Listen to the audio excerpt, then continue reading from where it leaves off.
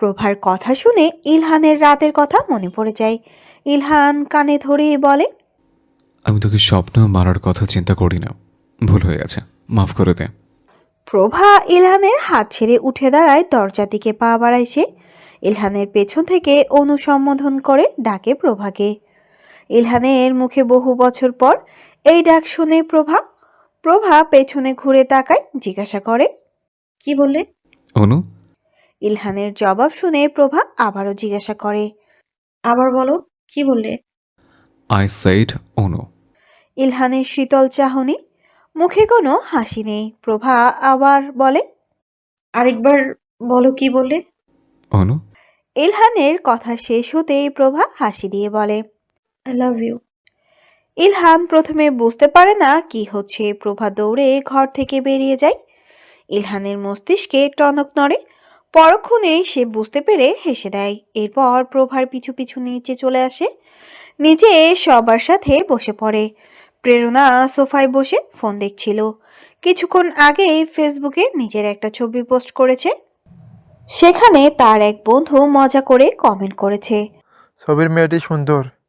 আর সেই কমেন্টে ইরফান রিপ্লাই দিয়েছে, মেয়েটি নয়, মেয়েটির পছন্দ করে ফিল্টারটি সুন্দর। প্রেরণার ছবি চাইতে ইরফানের রিপ্লাই দেওয়ার কমেন্ট বেশি রিয়্যাক্ট পড়েছে। প্রেরণা রাগ করে ছবিটি ডিলিট করে দেয়। ইরফান ড্রয়িং রুমে নেই, নিশ্চয়ই বাইরে আছে।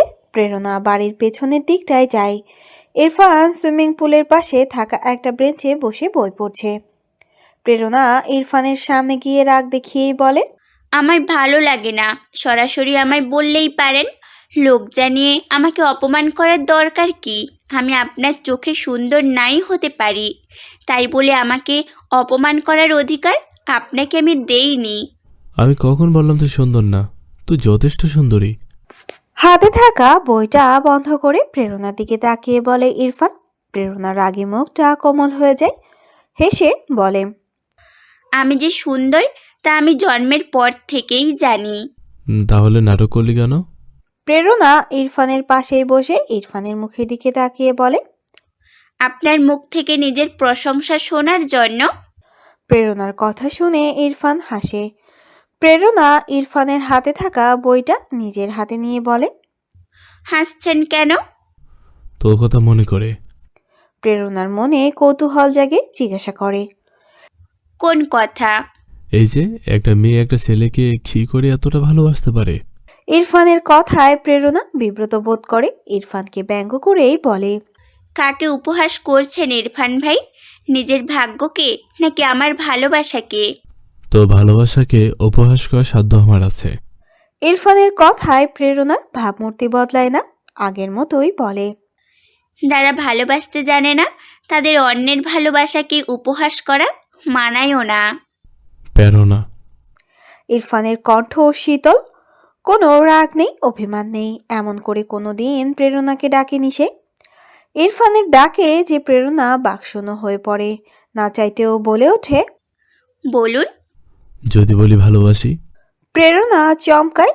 সেকেন্ড খানিকের জন্য তার দুনিয়া যেন থমকে যায়। কিন্তু ইরফানের এই সামান্য স্বীকারোক্তি সে মানবে না। প্রেরণা ইরফানকে তাচ্ছিল্য করেই বলে, আপনার মরীচিকার ন্যায় অখণ্ড ভালোবাসা আমি চাই না। ভালোবাসা প্রকৃতি কি? ইরফানের চোখে অনুশোচনা বিদ্যমান, আর মনে উত্তর জানার অপেক্ষা। প্রেরণা বলে, ভালোবাসা হলো দর্পণের ন্যায়, এক পাশে যা থাকবে অপর পাশে তাই থাকতে হবে। কম বেশি হলে কিন্তু মারাত্মক ক্ষতি হয়ে যাবে।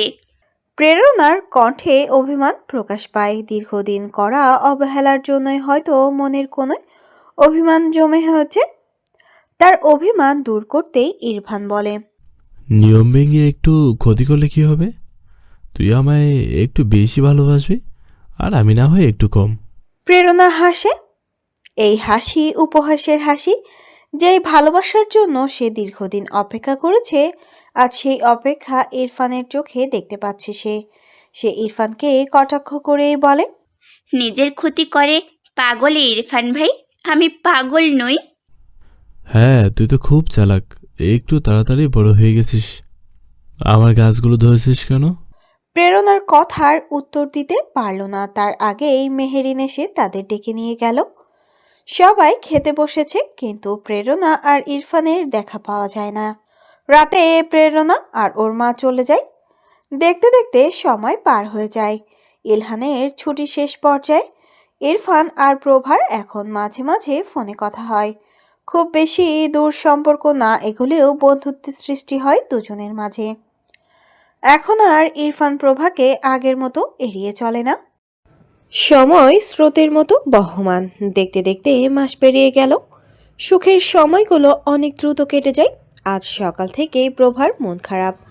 ইলহানের ছুটির আজ শেষ দিন। কাল থেকে একাই তাকে এই ঘরে থাকতে হবে। প্রিয় মানুষটার সাথে দীর্ঘ কতদিন দেখা হবে না ভেবেই তার কান্না চলে আসছে। ইলহান চলে যাওয়ার আগেই যেন তার ঘরটা ফাঁকা ফাঁকা লাগছে। প্রভা আলমারি থেকে বের করে একে একে ইলহানের প্রয়োজনীয় সব কিছু গুছিয়ে দিচ্ছে। শার্ট ভাঁজ করছিল, এমন সময় ইলহান ঘরে পা রাখলো। দরজা খোলার শব্দ পেয়ে প্রভা তাকায়। ইলহান দরজাটা ভিড়িয়ে দিয়ে বিছানায় এসে বসলো। প্রভার হাতের শার্টটা ভাঁজ করার আগেই ইলহান প্রভার হাত থেকে শার্টটা নিয়ে বিছানার উপরে রেখে দেয়। প্রভার হাত ধরে টেনে নিজের সামনে আনে সে। তারপর দু হাতে জড়িয়ে ধরে প্রভাকে। প্রভা কিছু বলে না। ইলহান প্রভার স্পন্দন শুনতে পায়। কিছুক্ষণ পরেই কান্নার আওয়াজ উপলব্ধি করে সে। ইলহান বুঝতে পারে প্রভা শব্দ না করেই কাঁদছে। ইলহান হাতের বন্ধন আরো শক্ত করে বলে, কাঁদছিস কেন পাগল?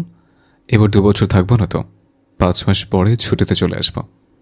প্রভা কান্না থামায় না, কান্নার বেগ বাড়িয়ে দিয়ে বলে। না গেলে হয় না? প্রভার কথা শুনে ইলহান মাথা তুলে হাতের বাঁধন আলগা করে দেয়। প্রভার হাত দুটো ধরে মুখের দিকে তাকিয়ে হাসতে হাসতে বলে, বেকার জামাই নিয়ে সংসার করতে পারবে? বেকার কেন থাকবেন? আপনি মামার ব্যবসায় সাহায্য করবেন। আর তোর আব্বাকে তোর প্রতিশ্রুতি? ইলহানের কথা শুনে প্রেরণার মুখ চুপসে যায়। চোখে জমা অশ্রুগুলো গাল বেয়ে পড়ছে। সে সব পারলেও নিজের বাবার ওপর কোনো কথা বলতে পারবে না। ইলহানকে বলে, আপনি খুব খারাপ ইলহান ভাই। ইলহান কিছু বলে না। প্রভার মুখের দিকে তাকিয়ে তাকে গভীরভাবে পর্যবেক্ষণ করছে। প্রভা কিছু সময় চুপ থেকেই বলে, আপনি আমায় একটুও ভালোবাসেন না। ভালোবাসলে ঠিকই আমার জন্য মন পড়তো আপনার। প্রভার কথা শুনে ইলহান স্মিত হাসে। হাসি মাখা মুখ নিয়েই বলতে থাকে, ঠিক ধরেছিস রে প্রভা, আমি তোকে একদমই ভালোবাসি না। কি বললেন? I said I don't love you. সত্যি বলছি, বিশ্বাস কর। I love your forehead, I love your nose, I love your lips, I love every parts of your body, but I don't love you. ইলহানের কথা শুনে প্রভার রাগ হয়। ইলহানের থেকে হাত সরিয়ে নিতে চায়। ইলহান বিরক্ত হয়ে জিজ্ঞাসা করে, সমস্যা কি তোর? ভালো যখন বাসেন না তখন শোবেন না আমায়। ইলহানের থেকে হাত ছাড়ানোর চেষ্টা করতে করতে এই কথাটা বলে প্রভা। ইলহান বিরক্ত হয়। প্রভা হাত ছাড়ানোর জন্য জোর দিলে ইলহান এক ধমক দিয়ে বলে, এই মেয়ে মানুষের সমস্যা কি আল্লাহ জানে। মন শিলপাটায় বেটে শরবত বানিয়ে খাওয়ালেও পুরুষ মানুষের মন বোঝে না। বিয়ের বয়স 4 বছর হতে চলল, সংসারে 2 মাস হতে চলল, এখন জামাইরা জিজ্ঞেস করে ভালোবাসে কিনা। কানের নিচে একটা মারলে বুঝতে পারবে। শেষ কথাটা বেশ জোরে বলে ইলহান। প্রভার কান্না থামে না, বরং ইলহানের ধমকে মনে অভিমান জমা হয়। ইলহান বুঝতে পারে, মাথা ঠান্ডা করেই বলে, নাক কান লাল করে একদম কাঁদবি না বলে দিলাম। এভাবে কাঁদলে তোর গাল দুটো পাকা স্ট্রবেরির মতো লাগে। You know how much I love strawberry. Prabha লজ্জা পায়। তার কান্না থেমে যায়। ইলহানের হাত থেকে নিজের হাতটা ছাড়ানোর চেষ্টা করে। ইলহান ছাড়ে না। প্রভা আক্রোশের সাথে বলে, আমি আব্বার কাছে আপনার নামে নালিশ করব। প্রভার কথা শুনে ইলহান হাসতে হাসতে বলে, কি বলে নালিশ করবে? আমি তোকে পাকা স্ট্রবেরি বলেছি? প্রভা মাথা নাড়ায়, যার অর্থ না। নিজের হাত ছাড়িয়ে নিয়ে চোখ মুখ যে নাক টানতে টানতে বলে, বলবো আপনি আমায় মারতে চেয়েছেন? ইলহানের হাসি থামিয়ে গম্ভীর স্বরে জিজ্ঞাসা করে, তোর বাপরে আমি ভয় পাই? আমি আপনার আব্বাকে বিচার দেব। প্রভার কথা শুনে ইলহান হেসে দেয়। প্রভাও হেসে দেয়। ইলহান আবার প্রভাকে নিজের বাহু দ্বারা আবদ্ধ করল। বেশ কিছুক্ষণ সময় এভাবেই থাকলো সে। হুট করে দরজায় নক করার শব্দ হয়। মেহেরিন বাইরে থেকে প্রভাকে ডাকে। মেহরিনের গলা শুনে ইলহান প্রভাকে ছেড়ে দেয়। ঘর থেকেই বলে, ভেতরে আয়, দরজা খোলা আছে। প্রভা আবার কাপড় ভাঁজ করায় মনোযোগ দেয়। মেহেরিন ঘরে প্রবেশ করে, তার পেছন পেছন প্রেরণাও প্রবেশ করে। মেহেরিনের পেছন থেকে প্রেরণা বলে, ভুল সময়ে প্রবেশ করলাম না তো। তুই ঠিক সময় কবে কোন কাজটা করিস? ইলহানের কথা শুনে প্রেরণা ভেঙচি কাটে, বেশ ভঙ্গিমা করেই বলে, শুনলাম চলে যাচ্ছ। হ্যাঁ, আমার বউটার খেয়াল রাখিস। এমনভাবে বলছো যেন তোমার একার বউ। তোর কথা যেন মনে হচ্ছে তোর বোনের আরো 2-4খানা বর আছে। কে রে প্রভা, আমি না জানি বিয়ে করে নিলে? ইলহানের কথা শুনে প্রভাত চোখ রাঙায়, মুখ দিয়ে অস্ফুট স্বরে বলে ওঠে। আস্তাগফিরুল্লাহ। ইলহান হাসে। প্রেরণা প্রভাকে জড়িয়ে ধরেই বলে, আমরা থাকতে আর দুটো বর দিয়ে আপা কি করবে, তাই না রে আপা? প্রভা কিছু বলে না, নিজের কাজ করতে থাকে। প্রেরণা আর মেহেরিন প্রভাকে সাহায্য করে দেয়। সময়ের শেষ প্রহর যেন দ্রুত কেটে যায়, ঘন্টাগুলোকে মনে হয় মিনিটের মতো। রাত শেষ হয়ে ভোরের আলো ফুটতেই ইলহান শাহজালাল বিমানবন্দরের উদ্দেশ্যে বেরিয়ে পড়ে। ইরফান তার সাথে যেতে চাইলে ইলহান তাকে নেয় না, শুধু শুধু হয়রানি হবে বলে মনে করে। ইলহানের ফ্লাইট সকাল 10টায়, সে 7টায় বিমানবন্দরে পৌঁছে যায়। একে একে চেক ইন, বোর্ডিং পাস সংগ্রহ করা ও ইমিগ্রেশনের কাজ সম্পন্ন করে। এরপর টার্মিনালের উদ্দেশ্যে পা বাড়ায়। সেখানে প্রায় 2 ঘন্টার মতো অপেক্ষা করতে হয় ইলহানকে।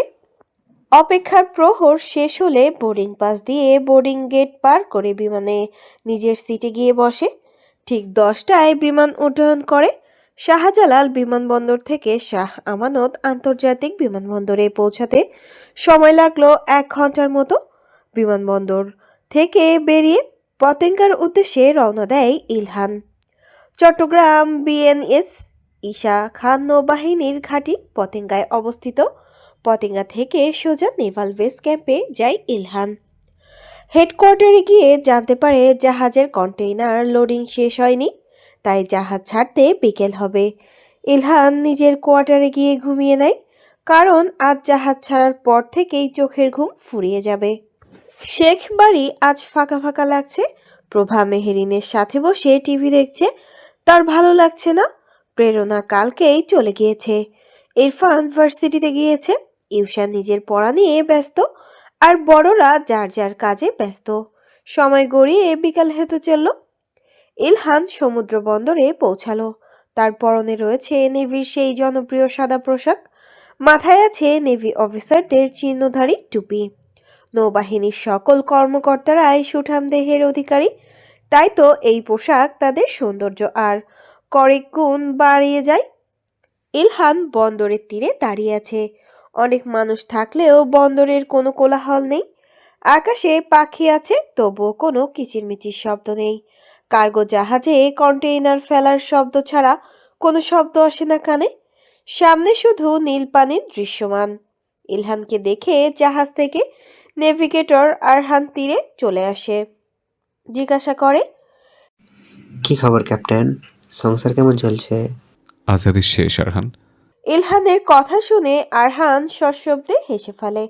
জিজ্ঞাসা করে, ভাবি কি ক্যাপ্টেনকে খুব জ্বালায়? না, আমি তোমার ভাবিকে চালাই। ইলহান শান্ত কণ্ঠে বলে। আরহান বিস্ময় নিয়ে জিজ্ঞাসা করে, তাহলে আজাদি কি করে শেষ হল? আজাদি আমার বউয়ের শেষ, এমন নয়। ইলহানের কথা শুনে আরহান আবারও হাসে, সাথে ইলহানও হাসতে শুরু করে। জাহাজে মাল লোড করা শেষ হতেই ইলহান জাহাজের ডেকে উঠে পড়ে। এরপর জাহাজের ব্রিজের দিকে পা বাড়ায় ইলহান। ব্রিজ হলো জাহাজের একটি কক্ষ, যেখানে জাহাজের নেভিগেশন অর্থাৎ দিক নির্দেশনার কাজ সম্পন্ন হয়। এখানে বিভিন্ন ধরনের উন্নত প্রযুক্তি ব্যবহার করা হয়। নেভিগেশনের কাজ জাহাজের ক্যাপ্টেন করে থাকে। জাহাজের ব্রিজে দাঁড়িয়ে ইলহান সমুদ্র দেখছিল।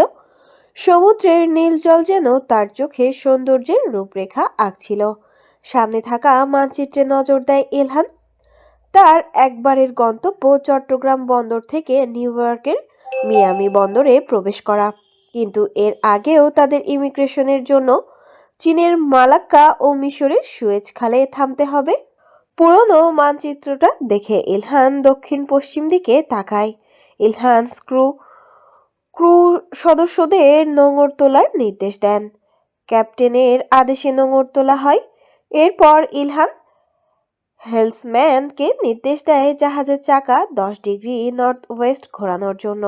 জাহাজের চাকা ঘুরতেই জাহাজ নিজ গন্তব্যে রওনা দেয়। মাঝ সমুদ্রের যেদিকেই চোখ পড়েছে সেদিকেই হরাইজন রেখা দেখা যাচ্ছে।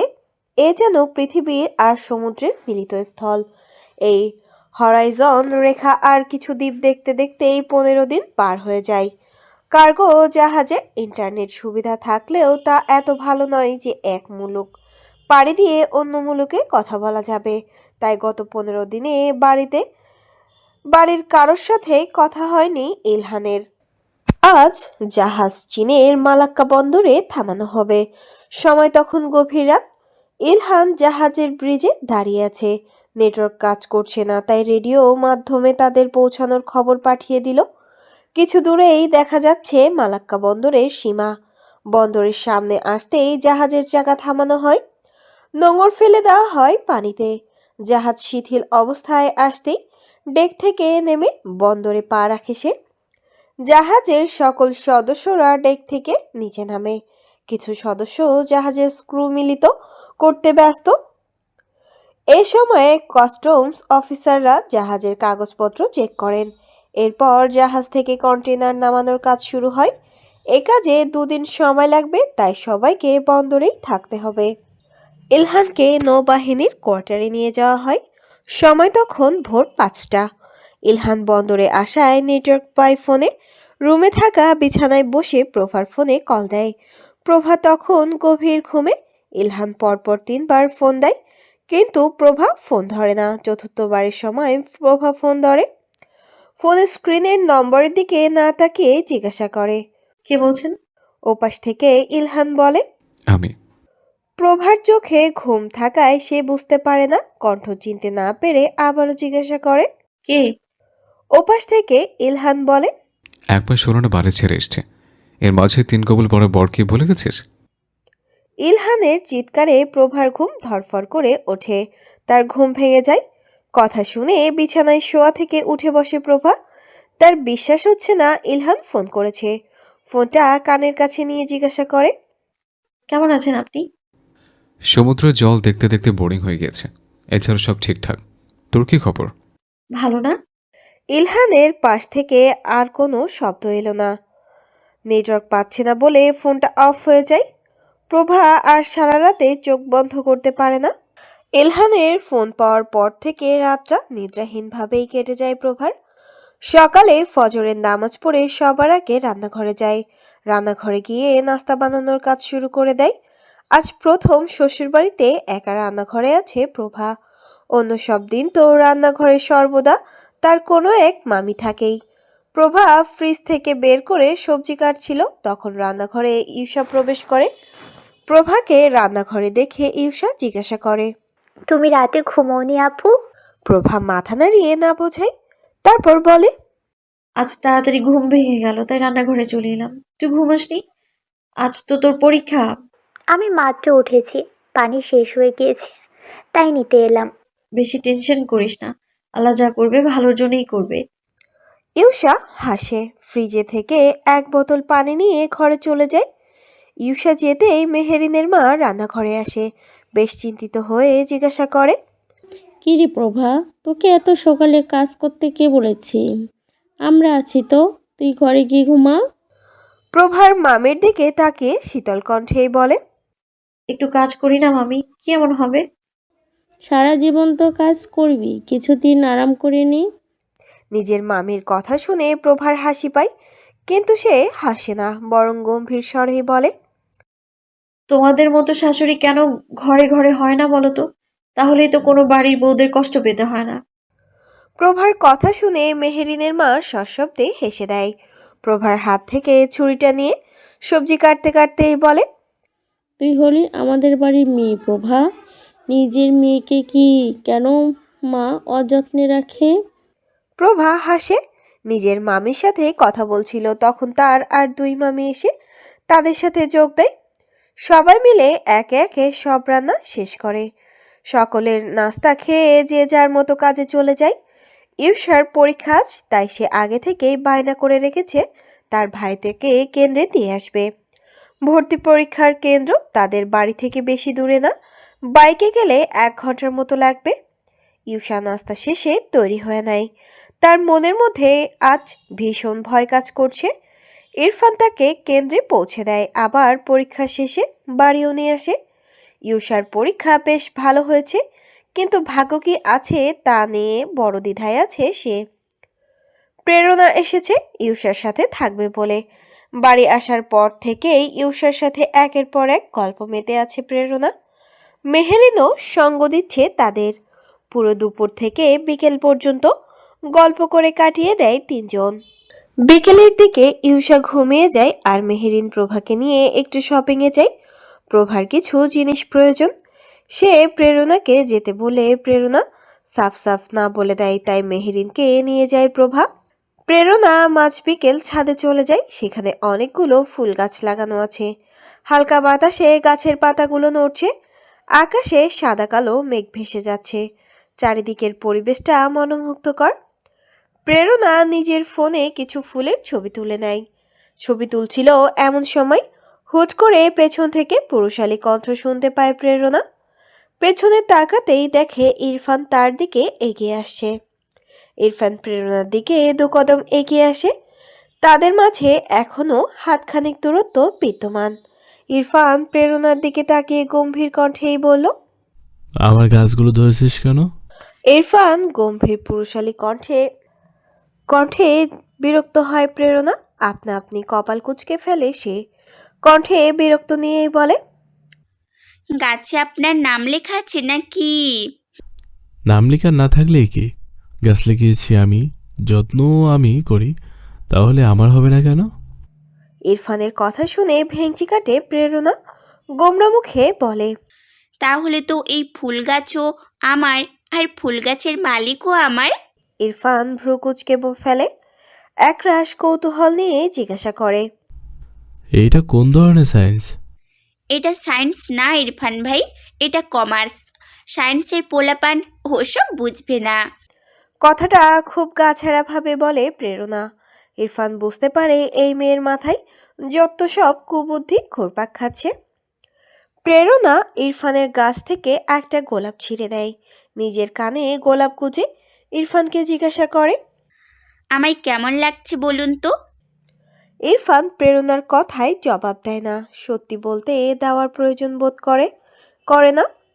ইরফান প্রেরণার কানে থাকা গোলাপটার দিকে তাকিয়ে জিজ্ঞাসা করে, পড়াশোনা কি আর করবি না? আপাতত বিয়ে করে সংসার করি, পরেরটা পরে দেখা যাবে।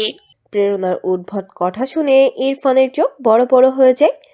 ইন্টার পাশ করা এই মেয়ে বলে কি তাই ভেবে পায় না। ইরফান প্রেরণার দিকে চোখ রাঙিয়ে তাকায়, গম্ভীর স্বরেই বলে, তোর বিয়ে বয়স হয়েছে? না হওয়ার কি আছে, 4 মাস আগেই তো সদ্য 18তে পা দিলাম। আমি এখন ছোট নেই ইরফান ভাই, আমি এখন এক অষ্টাদশী। প্রেরণার কথায় ইরফান হাসে। শেষ কথাটা খুব ভঙ্গিমার সাথে বলেছে প্রেরণা। ইরফান শীতল কণ্ঠেই বলে, তাহলে এই অষ্টাদশে আব্বারে জানানো হোক তার মেয়ে বিবাহের জন্য মত্ত হয়ে উঠেছে।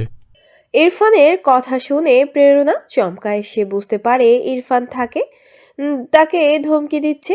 আসলে ধমকি না, সে তার আব্বার নাম নিয়ে তাকে ভয় দেখাচ্ছে। প্রেরণা দমে যায় না। ইরফানের থেকে আরো 2 হাত পেছনে যায়। শান্ত স্বরেই বলে, আপনি রাজি থাকলে আমি কবুল বলতে দ্বিধা করব না ইরফান ভাই। প্রেরণার কথা শেষ হওয়ার সাথে সাথে সে দৌড় দেয়। এক দৌড়ে ছাদ থেকে ড্রয়িং রুমে চলে আসে। ড্রয়িং রুমে প্রেরণার মামিরা আর নানি বসে টিভি দেখছিল। প্রেরণা তার নানির পাশে বসে পড়ে। সে হাঁপাচ্ছে। প্রেরণাকে দেখে তার নানি জিজ্ঞাসা করে, এরকম করছিস কেন? ভূত দেখলি নাকি? প্রেরণা শান্ত হয়, নিঃশ্বাসের বেগটা ধীর করে। তারপর নানিকে বলে, ভূত না নানু, পিশাচ। কাছে পেলেই ঘাট মোটকে দিবে। প্রেরণার করা মানে কেউ বোঝে না, প্রেরণা বোঝানোর চেষ্টাও করে না। অন্যদিকে ইরফান ছাদে সেই অবস্থাতেই দাঁড়িয়ে আছে। প্রেরণা যা বলে গেল তা ইরফানের মাথার উপর দিয়ে গিয়েছে। তার বারবার মনে হচ্ছে সে ভুল শুনেছে, কিন্তু ভুল শুনলেও প্রেরণা দৌড়ে চলে গেল কেন, এ নিয়ে দ্বিধায় পড়ে যায় সে। রাত পেরিয়ে সকাল হলো, সকাল পেরিয়ে বিকেল। আজ শেখ বাড়িতে বিন্দু পরিমাণ আনন্দের রেশ নেই। সবার মুখের হাসি গায়েব হয়ে গিয়েছে। সবার মনে এক ইউষাকে নিয়ে চিন্তা বিরাজ করছে। ইউষা বড়ই চুপচাপ স্বভাবের মেয়ে, মুখ দিয়ে প্রয়োজন ছাড়া একটার বেশি দুটো কথা বের করে না। ছোট থেকে তার একটাই ধ্যান জ্ঞান, তা হলো বই। বুঝতে শেখার পর থেকেই নিজেকে সাদা অ্যাপ্রনে কল্পনা করেছে ইউষা। এই স্বপ্ন হয় আজ পূরণ হবে, না হয় ভেঙে যাবে। ইউষার ভাষ্যমতে সে ভালো পরীক্ষা দিয়েছে, কিন্তু ভাগ্যের চাকা যদি মোড় ঘুরিয়ে দেয়, তা নিয়েই তার হাজারো চিন্তা সমাপ্তি ঘটছে না। ল্যাপটপ নিয়ে সোফায় বসে আছে ইউষা। তার পাশের বাড়ির সকলে জড়ো হয়ে আছে। একের পর এক বার রোল ইনপুট দেওয়ার পরেও ইরর দেখাচ্ছে। বার কয়েক চেষ্টা করার পর রোল সাবমিট করতে সক্ষম হয় সে। ল্যাপটপের স্ক্রিনে তার রেজাল্ট শো হয়। ইউষার সিলেকশন হয়ে গিয়েছে। শেখবারে সবার মুখে হাসি ফিরে আসে। প্রভার মামাদের আসার সময় মিষ্টি আনতে বলা হয়। ইরফান বাড়িতে নেই, তাকে ফোন করে বাড়িতে আসতে বলা হয়েছে। রেজাল্ট দেওয়ার পর থেকে ইউষা কেঁদেই চলেছে, কেউ তাকে থামাতেই পারে না। ঘণ্টাখানেক কান্নার পর ইউষা শান্ত হয়। মালাক্কা বন্দরে ইমিগ্রেশন সম্পন্ন হলে কিছু প্রয়োজনীয় কাগজপত্র সই করে নেওয়া হয় প্রমাণস্বরূপ। এরপর বন্দরের কাস্টমস অফিসার ইলহানকে বলে, We will have you take another look. Ilhan মুচকি হেসে বলে। ইনশাআল্লাহ। ইলহানের কথা অফিসারের বোধগম্য হয় না, কিন্তু ইলহানের মুখভঙ্গি দেখে বুঝতে পারে ভালো কিছু হবে। ইলহান বিদায় জানায়, কিন্তু আগেই জাহাজের ডেকে ওঠে না। দুবার প্রভার ফোনে কল দেওয়ার চেষ্টা করে। বিগত দুদিনে বহুবার বৃথা চেষ্টা করেছে সে। ইলহানকে বন্দরে দাঁড়িয়ে থাকতে দেখে ডেকের ওপর থেকে আরহান তাকে ডাক দেয়। জাহাজ ছাড়া হবে, তাই সকল সদস্য তাদের কাজেই ব্যস্ত। ইলহান আর অপেক্ষা না করে ডেকের দিকে পা বাড়ায়। ব্রিজে পৌঁছে নোঙর তোলার নির্দেশ দেয়। নোঙর তোলা হলে জাহাজের চাকা ঘোরানো হয়। এবারের গন্তব্য মিশর, যা চীনের থেকে বহুদূর। জাহাজের ব্রিজে দাঁড়িয়েছিল ইলহান। তখন পেছন থেকে আরহানের কণ্ঠ ভেসে আসে। ইলহানকে উদ্দেশ্য করে বলে সে, ক্যাপ্টেন, আজকাল ভাবিকে খুব মিস করছে। ইলহান আরহানের প্রশ্নে হেসে দেয়। কিছু বলেই আরহানের হাতে থাকা একটা কফির মগ নিয়ে নেয়। আরহান নিজের কফিতে চুমুক দিয়ে ইলহানকে জিজ্ঞাসা করে, আপনাদের তো লাভ ম্যারেজ, তাই না ক্যাপ্টেন? ইলহান হেসে মাথা নাড়ায়। কফির মগে একটা চুমুক দিয়ে নিজের বরাদ্দ করা আসনে বসে পড়ে। আরহান আবার জিজ্ঞাসা করে, অ্যারেঞ্জ ম্যারেজ সম্পর্কে আপনার ধারণা কি? করিনি তো, তাই বলতে পারলাম না। ইলহানের শান্ত স্বরে বলা কথাটা শুনে আরহান হতাশ হয়। ইলহান আরহানের কিছু বলার অপেক্ষা না করেই জিজ্ঞাসা করে, বিয়ের 2 মাস হয়ে গেল, খুব চিন্তা আছে বুঝে? আর চিন্তা, মায়ের জোরাজুরিতে বিয়ে তো ফোনেই করে নিলাম, বউয়ের মুখ দেখারও এখনো সৌভাগ্য হয়নি। আরহানের চোখে মুখে বিষণ্ণতা ফুটে উঠেছে। ইলহান আরহানের মুখের দিকে তাকিয়ে হাসতে হাসতেই বলে, ছুটি কবে নিচ্ছে তাহলে? বছর যাক, তারপর লম্বা একটা ছুটি নেব চিন্তা করেছি। ইলহান হাসে। তার কফির কাপটা আরহানের হাতে দিয়ে আবার মানচিত্রে মনোনিবেশ করে। পশ্চিম আকাশের সূর্য ডুবে সন্ধ্যার আগমন জানান দিচ্ছে। শেখ বাড়ির সবাই এসে পড়েছে, শুধু ইরফান এখনো আসেনি। ইরফানের ফোনে অনেকবার কল করা হয়েছে, কিন্তু ফোন বন্ধ।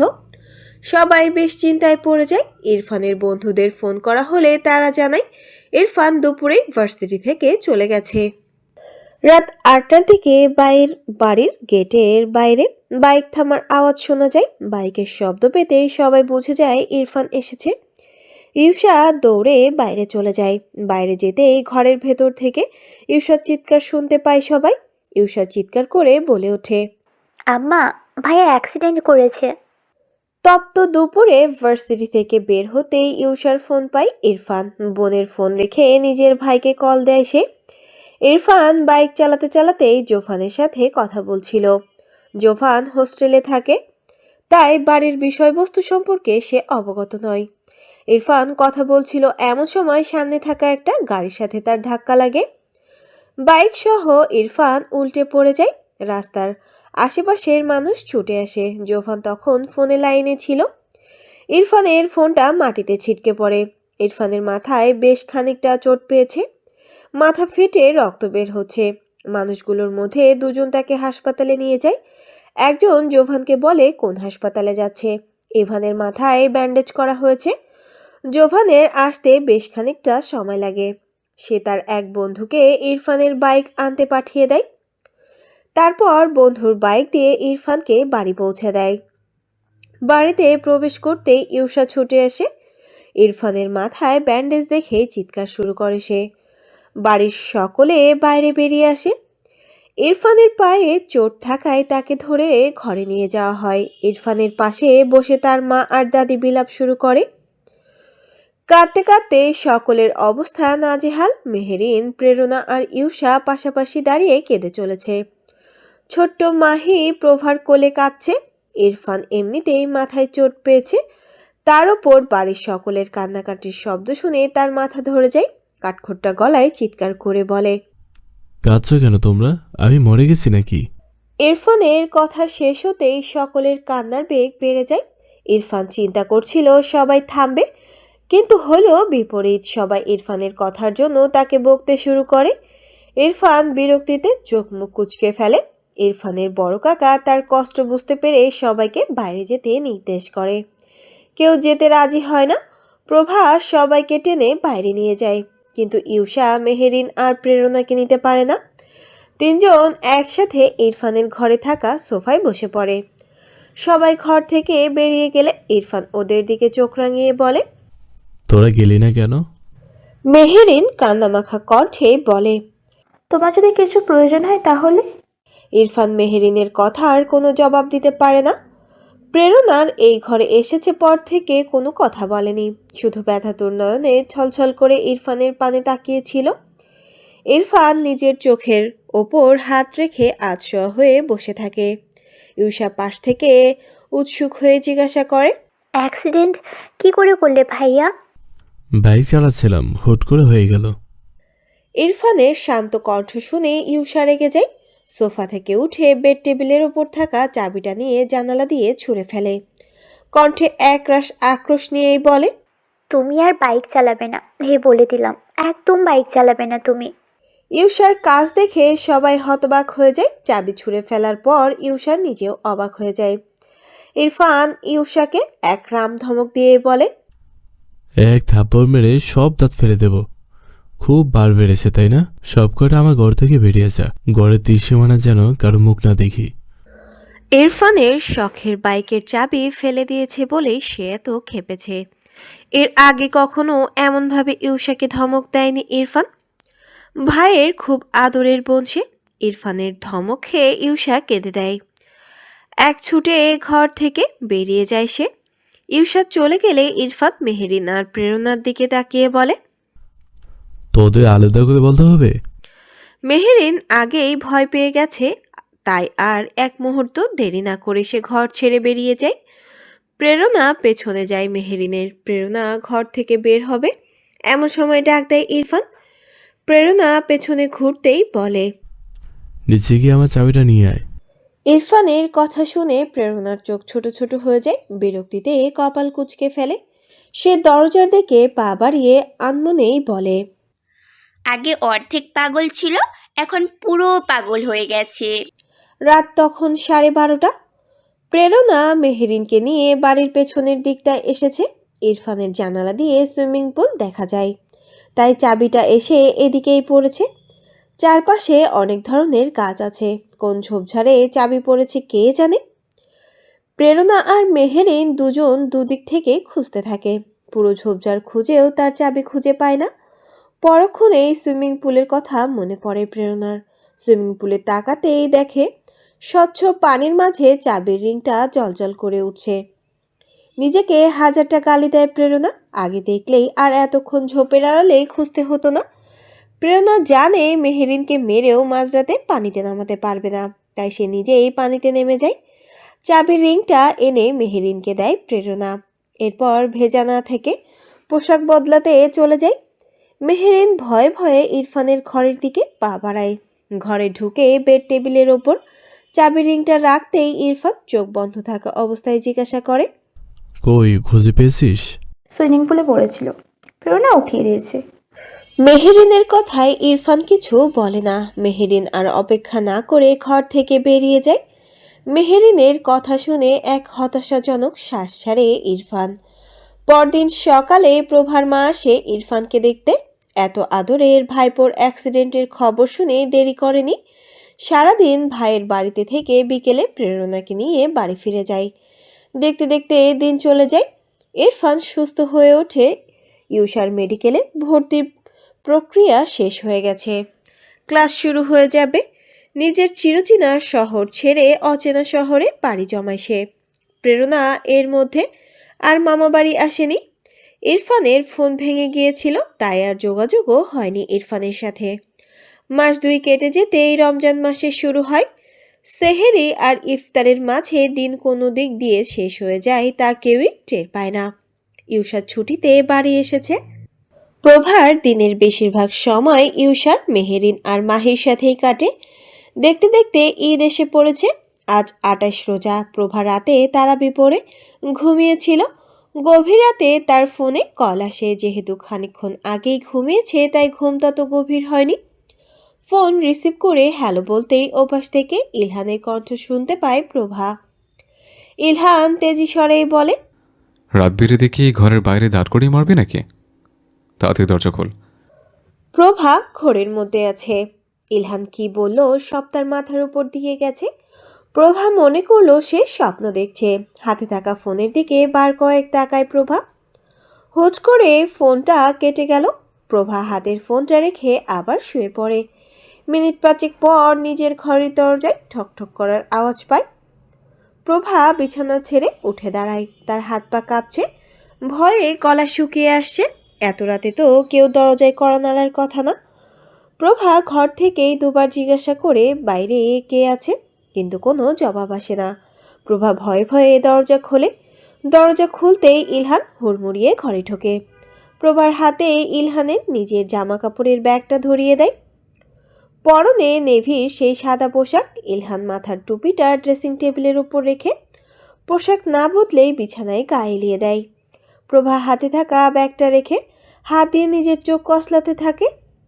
ইলহানকে নিজের সামনে দেখে সে বিশ্বাস করতে পারছে না। ইলহান শোয়া অবস্থাতেই প্রভাকে বলে, 1 গ্লাস পানি দে তো। প্রভা সামনে এগিয়ে যায়। বেড টেবিলের উপর থাকা জগ থেকে 1 গ্লাস পানি দেয়। ইলহান উঠে বসে এক ঢোকে পুরো গ্লাস খালি করে ফেলে।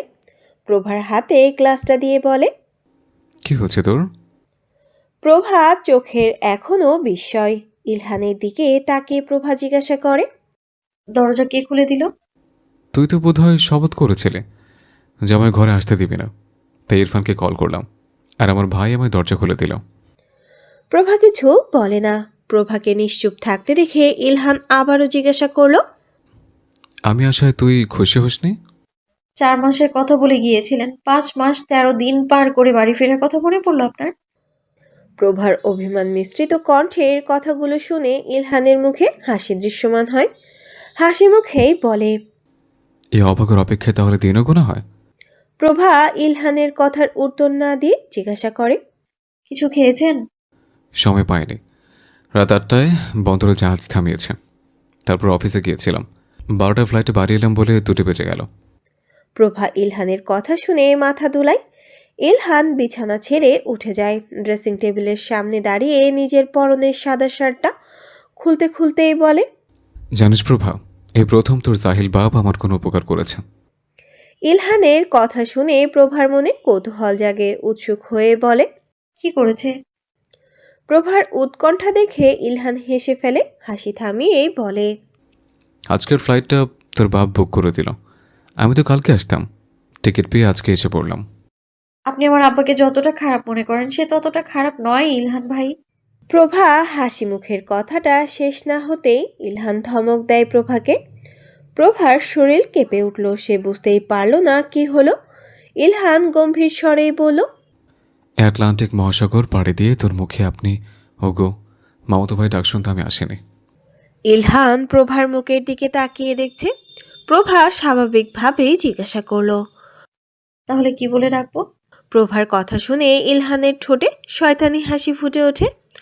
হাতে থাকা শার্টটা প্রভার হাতে দিয়েই বলে, মাঝে মাঝে জান কলেজে বলে তো রাখতে পারিস, তোর মুখে এই ডাকটা শুনতে মন্দ লাগবে না। প্রভা কথা শুনে থমকে যায়। তার কান লাল হয়ে গেল, যা দুজনের কারোর চোখে দৃশ্যমান হলো না।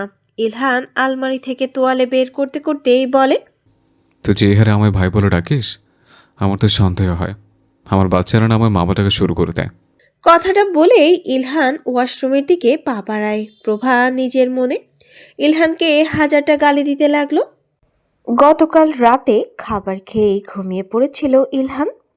ফজরে নামাজটাও পড়া হয়নি। আগ রাতে খাবার খেয়ে রোজা রেখেছে, তাই সেহেরির সময় বাড়ির কারোর সাথে কথা হয়নি তার। প্রভাও সবার সাথে সেহেরি করে শুয়ে পড়েছে। অনেক দূর থেকে ইলহান এসেছে বলে কেউ তাকে ডিস্টার্ব করেনি। সকাল 10টায় প্রভার ঘুম ভাঙে, তারপর সে ইলহানকে ডেকে তোলে। ইলহান ফ্রেশ হয়ে নিচে যায়, বাড়ির সকলের সাথে কুশলাদি বিনিময় করে। ইরফানকে বলে প্রেরণাকে কল করতে। ইরফানের নতুন ফোন, এজন্য কারো নাম্বার নেই, তাই প্রভা আর প্রেরণাকে কল দেয়। প্রভার কল পেয়ে 1 মিনিটও দেরি করে না প্রেরণা। নিজের মাকে গিয়ে বলে এইবার ঈদ তার মামা বাড়ি করবে। মোরসালিন চৌধুরী না থাকায় প্রভার মা বারণ করে না। প্রেরণা গিয়ে নিজের ব্যাগ গুছিয়ে নেয়। ছোট থেকেই মামার বাড়ি মানে তার কাছে এক আনন্দের জগৎ, তাই তো মামা বাড়ি যাওয়ার সুযোগ পেলে তাকে কেউ শিকল দিয়ে বেঁধেও আটকে রাখতে পারে না। প্রেরণার জন্য শেখ বাড়ির সবচেয়ে প্রিয় মানুষটি ছিল ইলহান ভাই। ছোট থেকেই নিজের বড় মামা ইলহানের থেকে বেশি আদর পেয়েছে প্রেরণা। খানিকটা দুষ্টু থাকায় সবাই প্রেরণাকে বকলেও নিজের মামার থেকে কোনোদিন বকা শুনেনি সে। আর ইলহানের সাথে কথায় কথায় ঝগড়া লাগলেও সবসময় সে প্রেরণাকে ছোট বোনের মতো আদর করত। ইলহানের কাঁধে চড়েই প্রেরণার ছোটবেলা কেটেছে। এই ইলহান ভাই থেকে হয়েছে বোন জামাই। আর প্রেরণার ভাষ্যমতে এই সম্পর্ক আরও বদলে যাবে। এই অষ্টাদশীর মন যে ইরফান নামক পুরুষটি এভাবেই দখল করে নেবে সেটা প্রেরণার কল্পনাও করতে পারেনি। বিকেলের দিকে প্রেরণা আর তার মা চলে আসে শেখ বাড়িতে। প্রেরণার মা এসেই তার ভাবিদের কাছে চলে যায়। যেহেতু আজ শেষ রোজা, তাই বাড়িতে কাজের পরিমাণটাও অনেক বেশি। প্রেরণা ড্রয়িং রুমে এসে দেখে সবাই বসে গল্প করছে। যেহেতু ঈদের ছুটি, তাই সবাই বাড়িতে আছে। জোভান শুরু ফোনে মত্ত আর সবাই খোশ গল্পে মেতে আছে। প্রেরণা দেখে সোফার কোনো জায়গা নেই। সে ইউসার পাশে সোফার হাতলের উপর হালকা ভর দিয়ে বসে। সবাইকে উদ্দেশ্য করে একরাশ অভিযোগ নিয়েই বলে, আমায় ছাড়া আড্ডা দিচ্ছ, এইটা কিন্তু ঠিক না। মেহেরিন ইরফানের পাশ থেকে বলে ওঠে, আমরা তোকে আগেই বলেছি, তুই আসতে দেরি করে ফেলেছিস। প্রেরণা মেহেরিনের দিকে চোখ রাঙিয়ে তাকায়, গম্ভীর স্বরে বলে, তোকে তো আমি পরে দেখব, আমার প্রথম দরকার ইলহান ভাইয়ের সাথে। কথাটা বলেই ইলহানের দিকে তাকায় প্রেরণা। ইলহানও প্রেরণার দিকে তাকিয়ে উৎকণ্ঠা নিয়ে জিজ্ঞাসা করে, আমার সাথে কি দরকার তোর? সবাই উৎসুক হয়ে প্রেরণার দিকে তাকিয়ে আছে। প্রেরণা একগাল হেসে দিয়েই বলে, আমেরিকা থেকে এলে কি এনেছো আমাদের জন্য?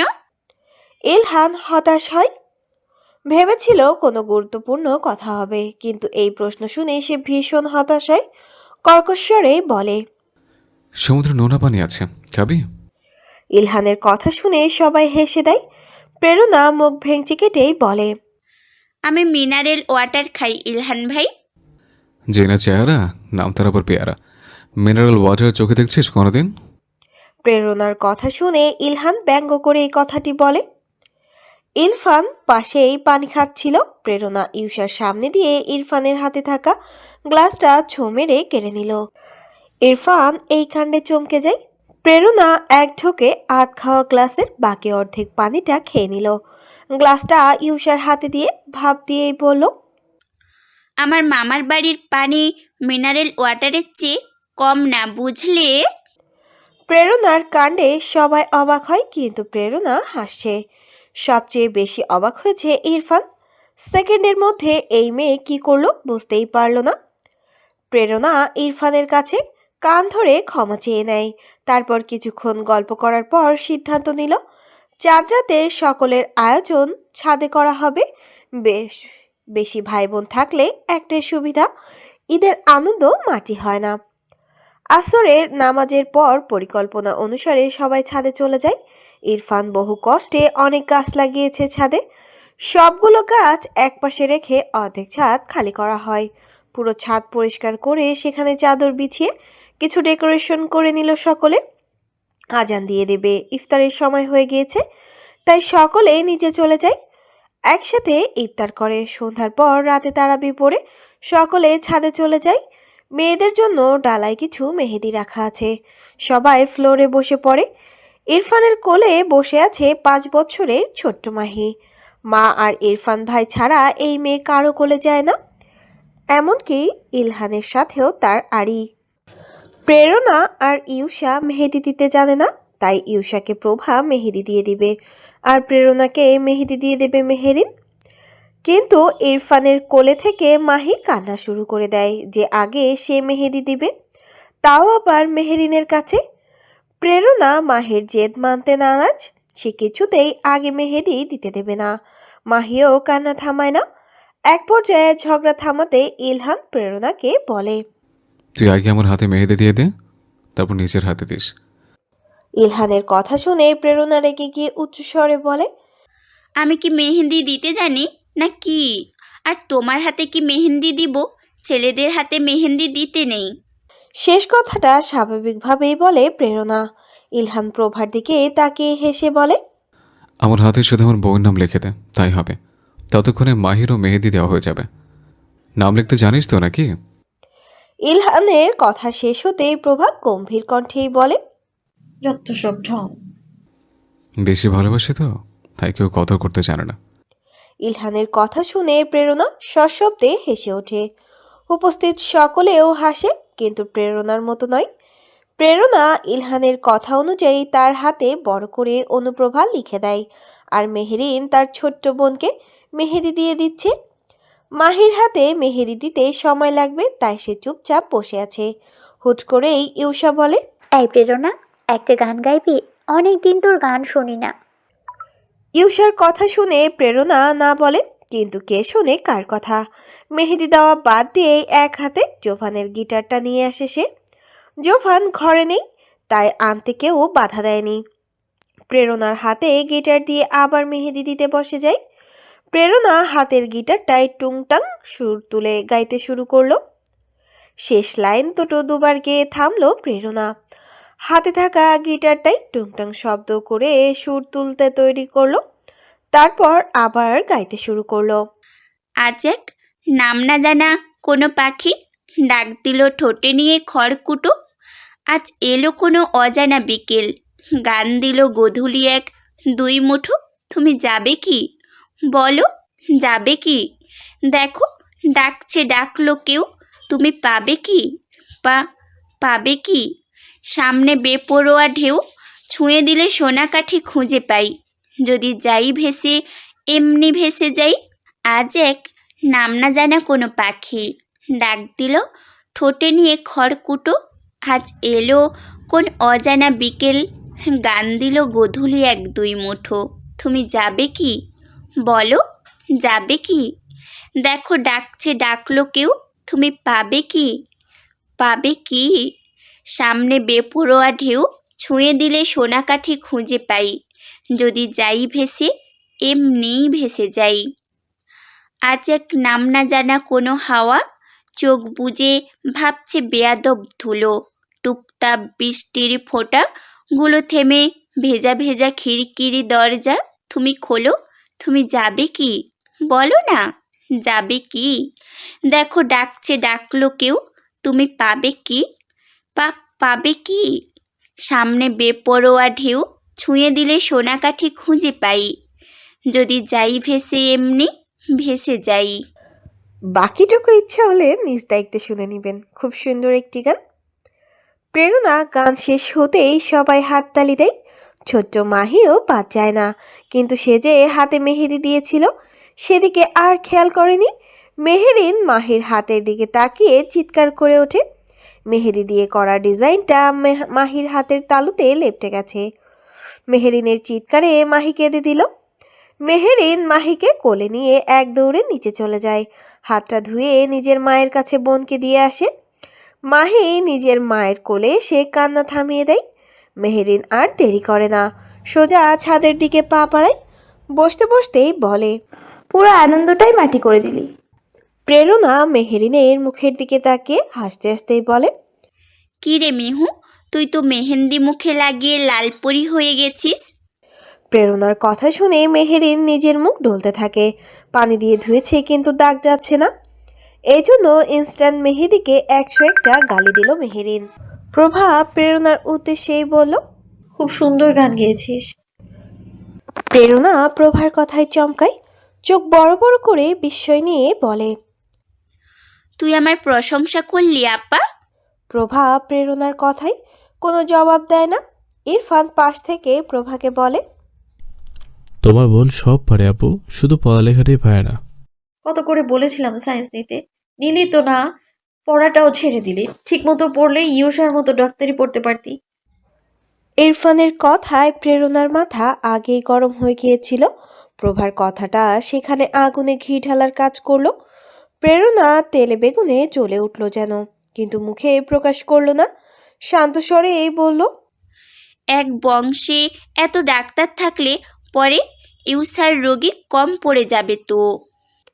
প্রেরণার কথা ইউষা বুঝে উঠতে পারেনি, তাই সহজভাবেই জিজ্ঞাসা করলো, রোগী কম পড়বে কেন?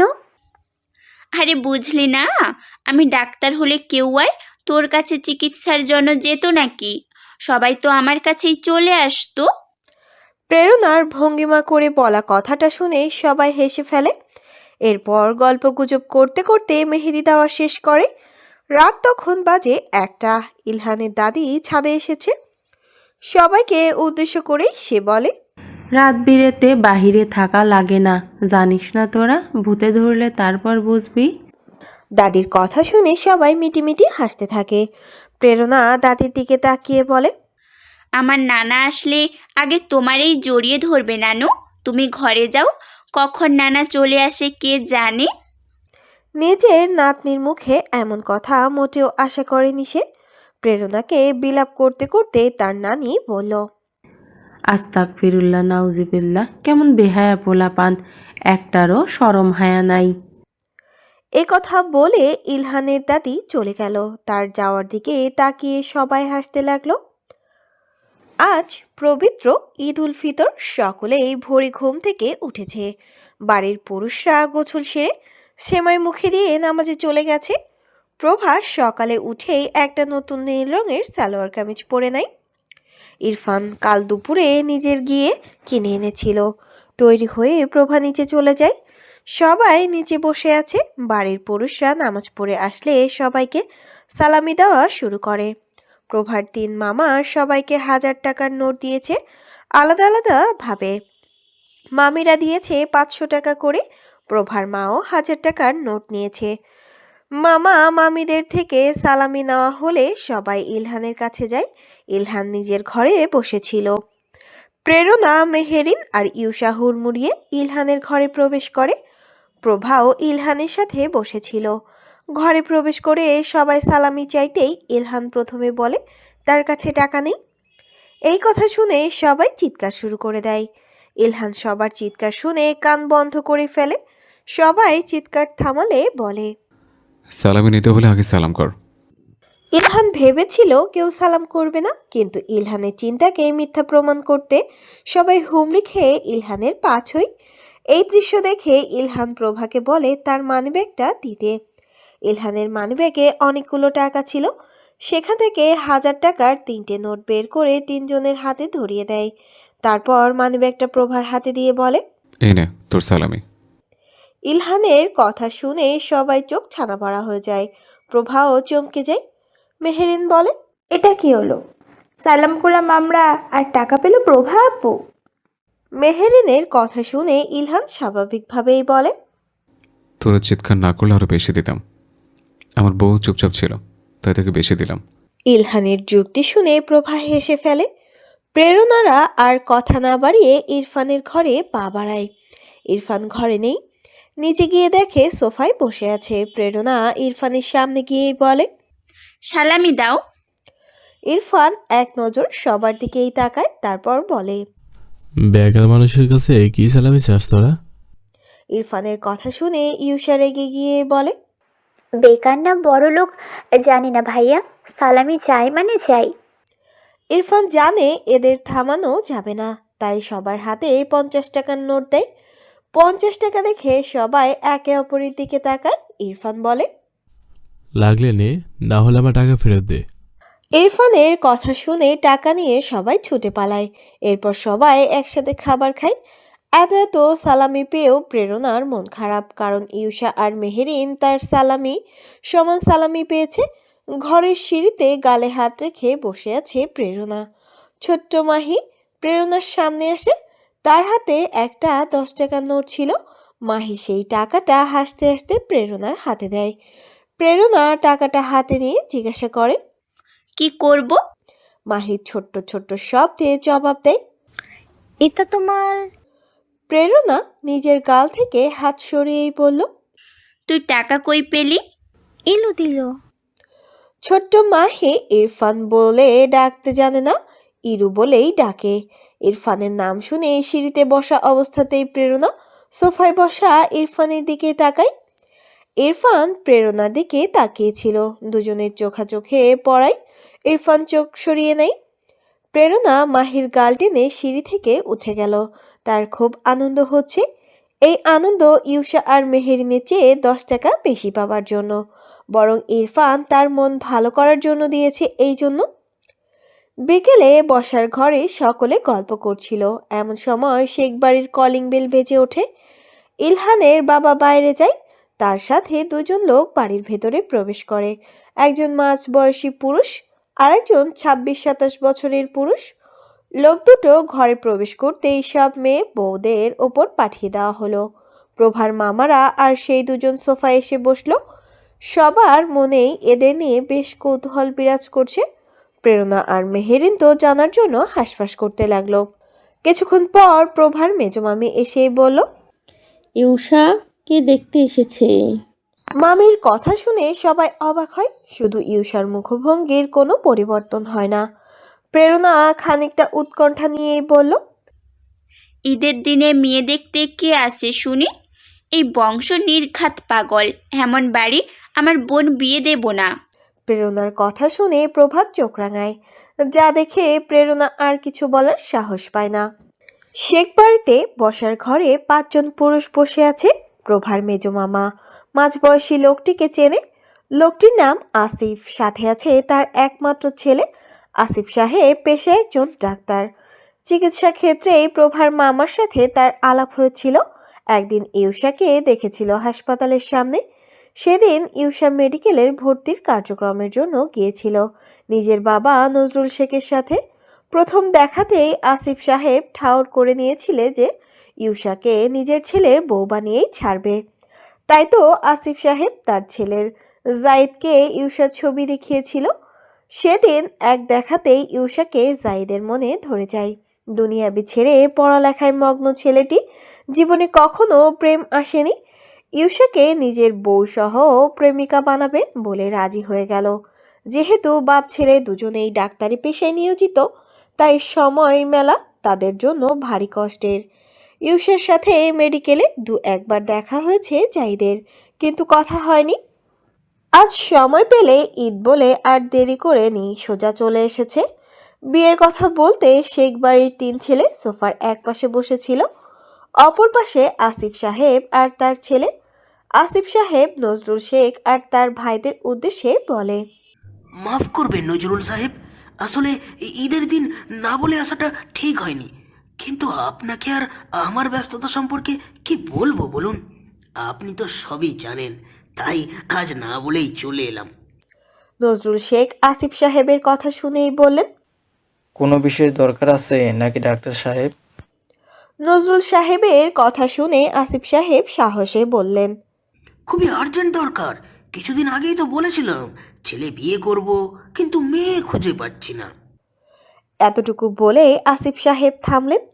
নজরুল শেখ মাথা দুলানোর কথা শুনে আসিফ সাহেব আবারও বলতে শুরু করেন, আপনার মেয়ে ইউসাকে কয়েকদিন দেখেছিলাম, খুবই মিষ্টি মেয়ে, আমার ভীষণ পছন্দের। আপনাদের কোনো দ্বিমত না থাকলে, না মানে নিজের ঘরের মেয়ে করতে চেয়েছিলাম, এই আর কি।